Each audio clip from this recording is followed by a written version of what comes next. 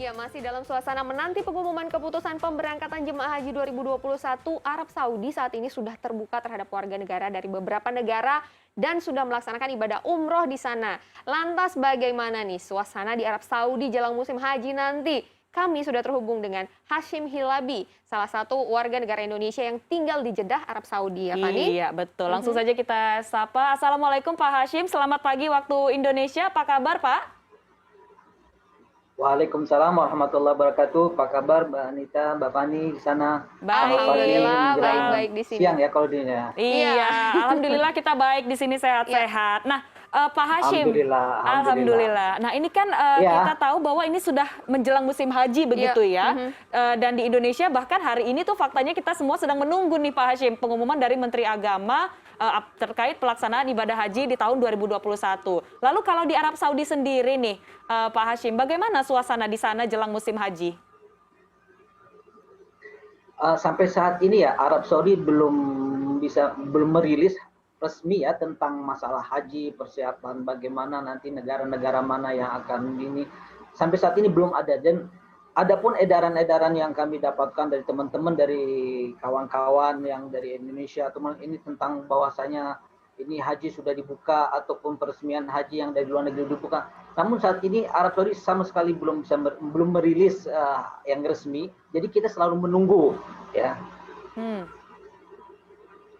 Iya. Jadi kita selalu menunggu sampai oke. saat ini. Oke. Oke, berarti posisinya masih sama-sama menunggu juga ya. Benar, Tapi kalau ibadah umroh kan sudah bisa dilakukan nih Pak Hashim, dan Ramadan kemarin katanya Pak Hashim juga sempat ya melaksanakan ibadah umroh ya. Bisa diceritakan nggak Pak, ini bagaimana sih pelaksanaan umroh dengan menerapkan protokol kesehatan di sana? Seketat apa begitu di sana penjagaannya? Nah, kalau ibadah umroh di Arab Saudi sangat luar biasa ya. Aturan-aturan yang sudah diberikan sebelumnya, sebelum pelaksanaan ibadah umroh itu jauh-jauh hari ya, masyarakat Arab Saudi sudah dikasih himbauan-himbauan cara-cara. Pertama adalah dengan menggunakan aplikasi yang namanya Tawakalna ya. Aplikasi Tawakalna, terus kita juga harus punya aplikasi, kita nanti mendownload aplikasi E'tamarna.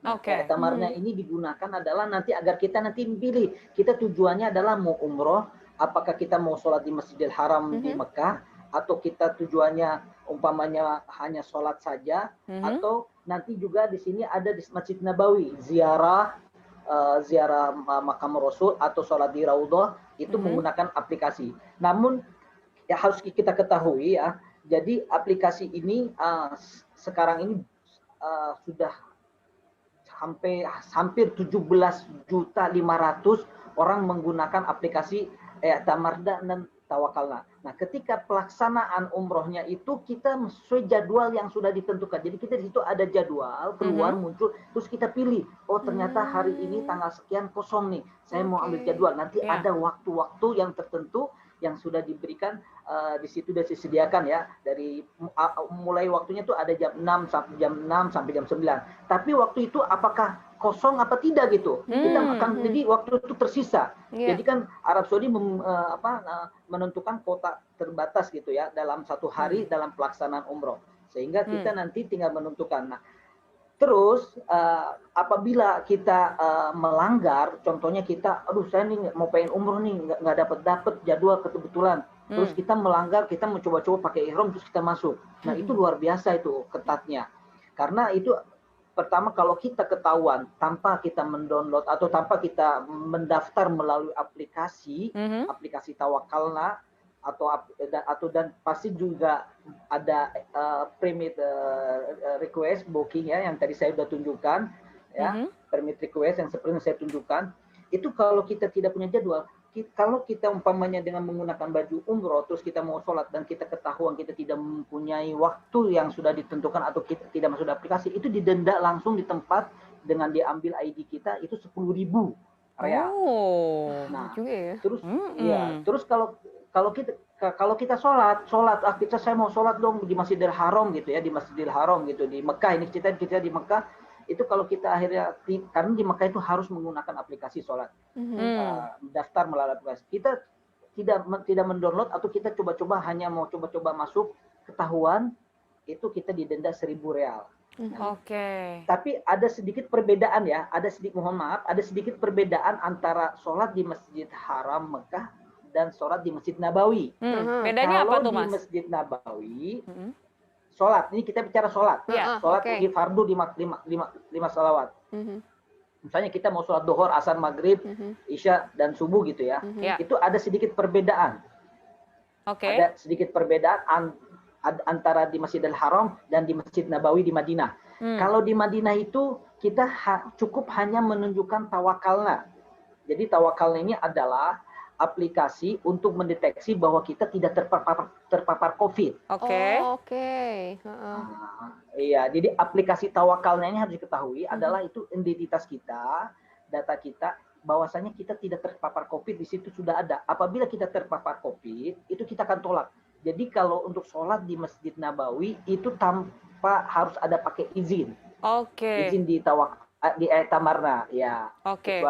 Kecuali kalau kita mau sholat di Raudhah, terus kita mau ziarah makam Rasul, nah itu harus pakai perjanjian, pakai booking.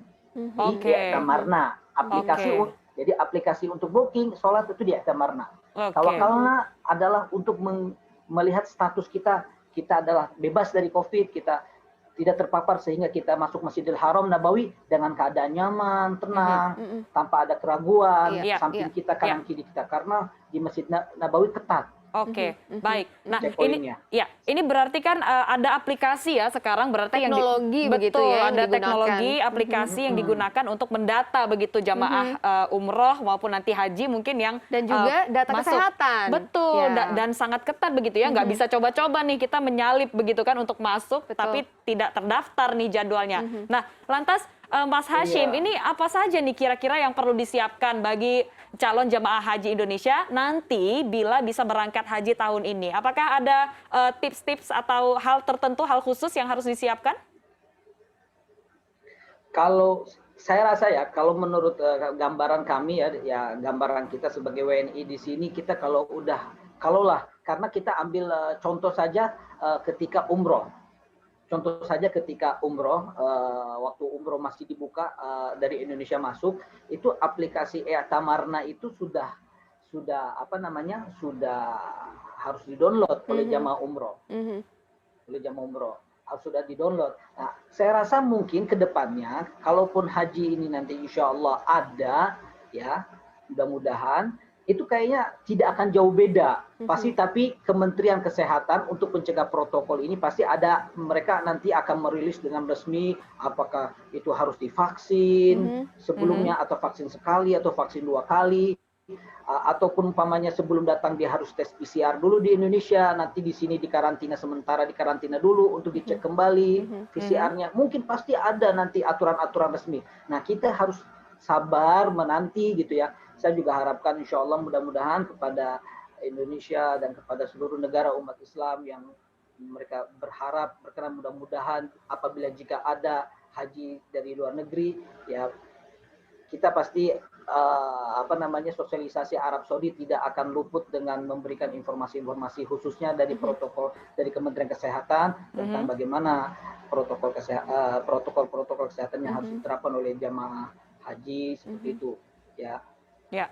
Mudah-mudahan itu tidak akan jauh beda. Saya rasa tidak akan jauh beda nanti, dan itu akan disimulasikan ataupun disosialisasikan kepada negara-negara lain gitu. Apabila emang haji itu diterapkan untuk luar negeri yang akan masuk ke dalam negeri, dan pastinya juga dalam negeri juga akan sama, tidak ada keterkecualian dan perbedaan dalam masalah. Oke. Sebenarnya kita sama-sama deg-degan juga gitu ya. Iya. Kalau kita menanti apakah Indonesia bisa datang ke sana untuk beribadah haji gitu ya. Kalau yang di sana juga deg-degan nih. Regulasinya apa nih yang akan Iya. diterapkan gitu untuk Iya.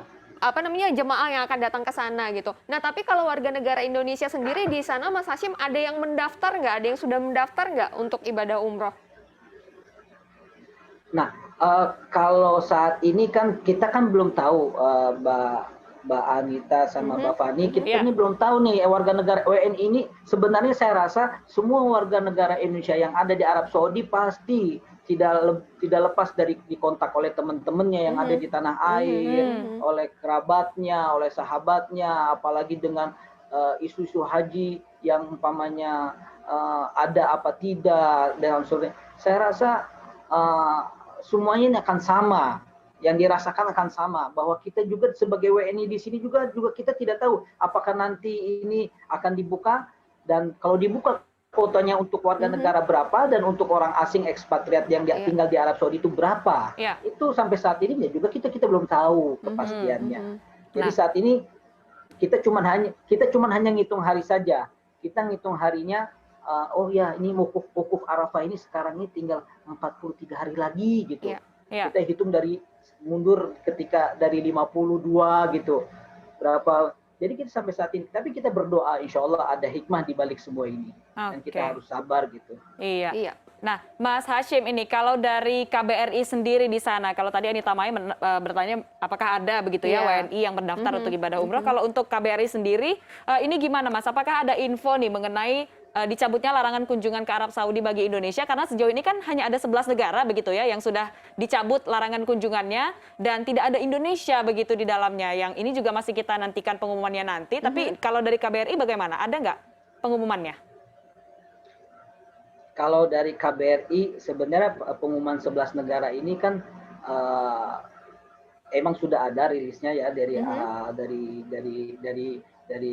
instansi Arab Saudi. Cuman kan KBRI juga dan KJRI juga pasti untuk perwakilan RI itu tidak akan diam saja. Semua akan berkesempatan bertanya. Tapi kan masalahnya Saudi ini kan ketika membuka larangan yang sudah 11 negara masuk itu, karena Saudi ini punya acara gitu. Karena Saudi ini kan sudah ada wisata. Ada wisata yang sudah disiapkan, apalagi setelah Lebaran ini kan banyak ada event-event yang akan dilakukan di Arab Saudi, konser dan lain-lain, didatangkanlah artis-artis terkenal dari Timur Tengah. Nah, mungkin bagi mancanegara asing ini kan itu kan targetnya untuk bisa mengunjungi ke Arab Saudi. Saat ini kan kita mengetahui bahwa Saudi ini lagi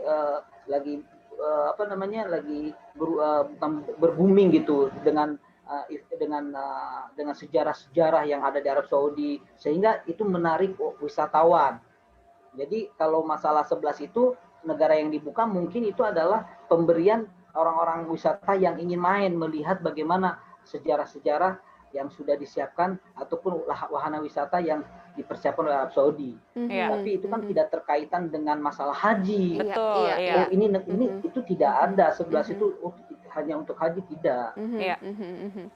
Oke, terima kasih Mas Hashim Hilabi atas ceritanya, sharing-sharingnya bersama kita tentang keadaan dan kondisi terkini di Arab Saudi. Nanti semoga kita bisa ngobrol lebih panjang lagi, karena jika sudah ada gitu ya informasi lebih lanjut mengenai bagaimana warga negara Indonesia apakah bisa masuk ke sana. Sehat-sehat selalu Mas Hashim sekeluarga di sana. Sampai ketemu lagi. Wassalamualaikum warahmatullahi wabarakatuh. Waalaikumsalam warahmatullahi wabarakatuh.